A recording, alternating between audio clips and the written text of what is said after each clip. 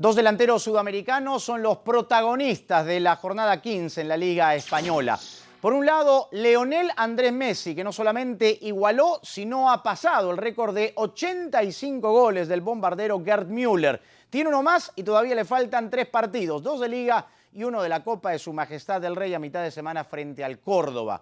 Y el otro es Radamel Falcao García, anotando 5 de los 6 goles del Atlético de Madrid el fin de semana frente al Deportivo La Coruña, marcando uno de los mejores inicios y una de las temporadas más exitosas del equipo de Diego Pablo Simeone.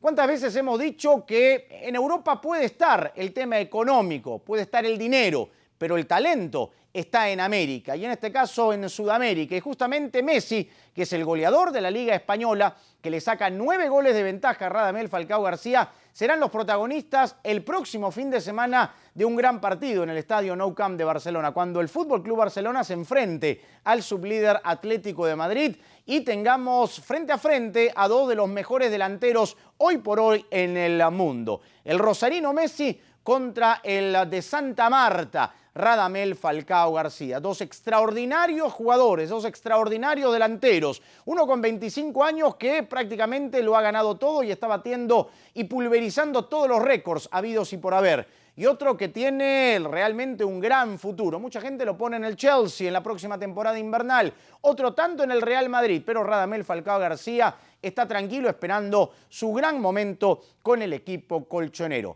Habrá que decir finalmente que hay algo que tiene de común denominador Messi y Radamel. Es la tranquilidad en las declaraciones, nada soberbios, muy tranquilos del gran momento que están pasando en el fútbol de Europa. Siga con deportestelemundo.com.